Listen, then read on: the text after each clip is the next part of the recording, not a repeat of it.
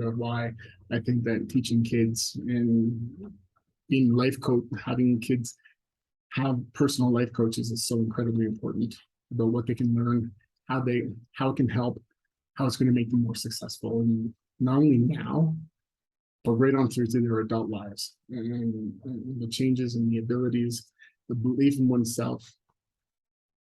I'm almost positive that every time your kid tells you what's going on, what we've been talking about, or you're listening and you're sitting there watching this, when we're doing this, you're going to be thinking to yourself, why didn't I learn this earlier? I know I did. I've been thinking that myself for years. And so that leads quite nicely into who I am, what I'm doing, why I'm here. Maybe you can see, big Maple Leafs fan. Born in Toronto, love the Leafs. Grandpa always said, you vote for your home team. You vote for the city that you grew up in. So, didn't grow up in Toronto. Left when I was 5 years old. Returned back when I was 20. I was back in Toronto. And currently, my wife and I are actually living in Ecuador. Yeah, we're living the expat's dream, as they say. You know, lower cost of living, higher level of frustration with the language, because I'm not the greatest at the yo hablo español is muy pequeña, so trying, getting there. It's easy to get frustrated, but I can also look at the things that I tell our kids about dealing with frustration. You cannot change the situation always. There's not going to be situations where you're living in where you cannot change. But what you can change is your attitude and the way you react to it. So I got to keep telling myself that all the time and remind myself about how now I can ask where the bathroom is. I can say thank you and please, and I can order things at the restaurant. I can buy things at the store. So I have been progressing, so that's good. So, but yeah, so my wife and I are living in Ecuador. Why I got into coaching?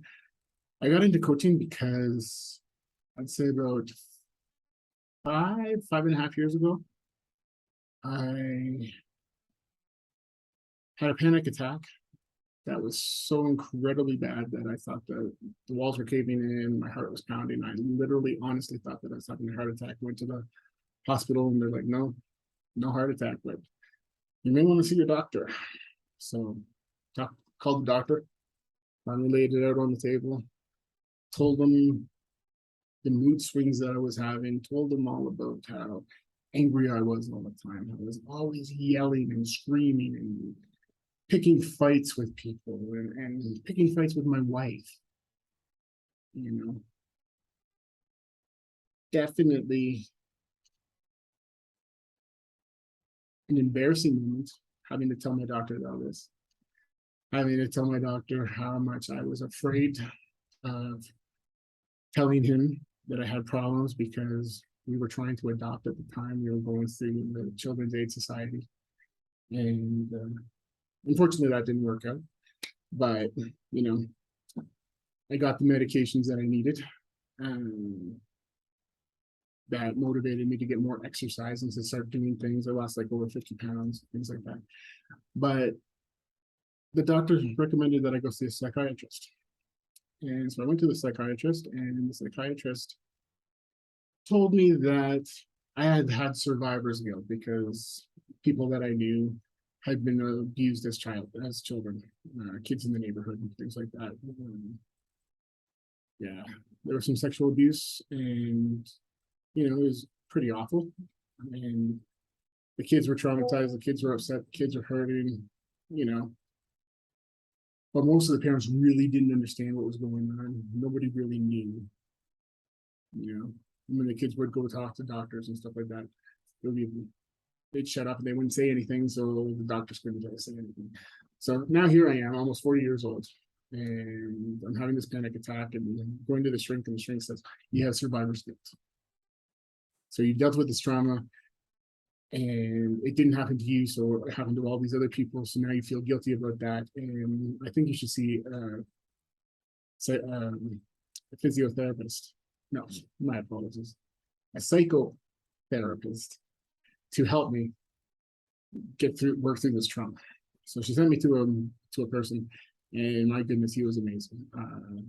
Honestly, if you have any problems or any concerns or anything that you really need to work out and just get through, Jeff is the guy to talk to. Send me an email. I'll give you his information, his contact number. I'm pretty sure he does Zoom calls as well. So if you're not in the Kingston area, Kingston, Ontario, Canada area, you could probably still talk to him anyways.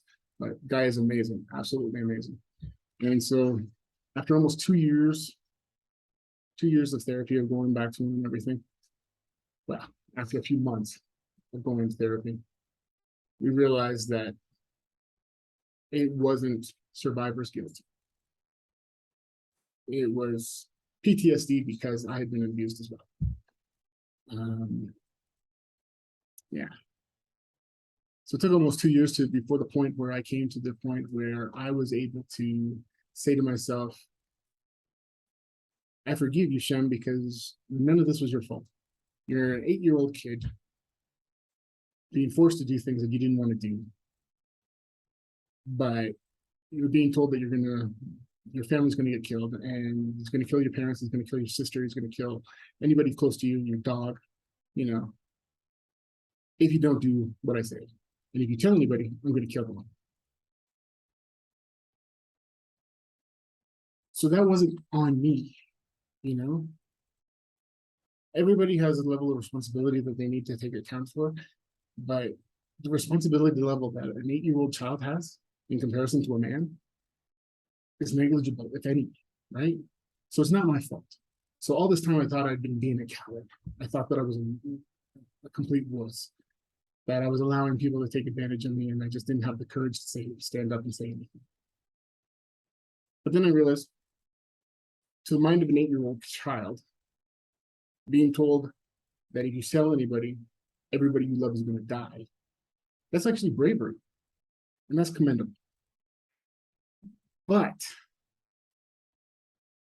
I hadn't had the self-confidence, the self-belief, the self-respect for myself to go and say, no, what you're doing is wrong. I'm telling my parents.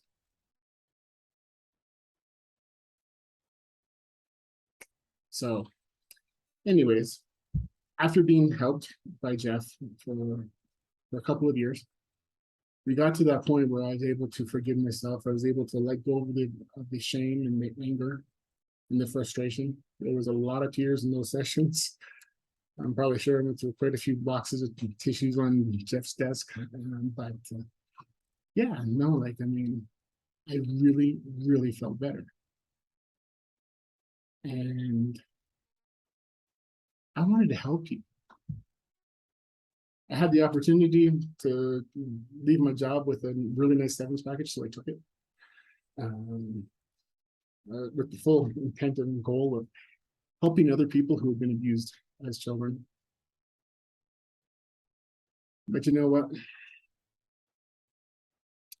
That's something more for the professionals, for actual therapy, for talking about things, about going into the past to look at things, to try to correct your mind, your thinking and your mindset, trying to change so that you can progress and get to now and be good. That's not something I can do.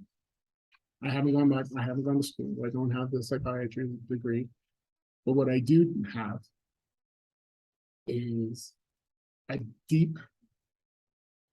deep-rooted desire to help people, and to help people to overcome and to have wonderful futures. And that's what coaching is about. Maybe you understand what coaching is. Hopefully you do, since I'm talking about coaching kids. You're the parent, you're probably gonna know what coaching is, but coaching is helping people to understand what they can do and allow them to look at things from different circumstances and different angles and different ways so that they can open up their minds to new possibilities and ways of doing things. So I thought, okay, I'll help all of these people who have been abused, who want them to feel free to be able to release that and to move forward. I can't do that because I'm not a shrink. I'm not a psychiatrist. I'm not a psychotherapist. But I thought maybe I could help them out going forward, going to the future. And that didn't really work out either, because when you're focusing on helping a group of people who are incredibly ashamed, sad, angry, possibly repressed. I repressed memories about my childhood for almost 30 years, and releasing those were incredibly painful. It physically hurt, not just emotionally hurt. Like my body would tense up, and it was awful. So I'm not in a position to help people do that. So then I started thinking about, okay, what people can I help? What can I do? And then I came across a woman named Renee Renee at Adventures in Wisdom. And what she did is she taught children life lessons, confidence building techniques, all by means of stories. Stories have been a way to teach people for thousands of years. The indigenous people in North America, they gave the information passing down through stories. Jesus Christ used stories. The story of the Good Samaritan. That was a story. What was the point? Be a good person, help people. Okay, that's great. But stories help. When you have a good story, you can remember the point, you understand it, and you're not going to forget it. And that's especially true with children. So Renee, Adventures in Wisdom, she was going on about all this, and I thought to myself, what?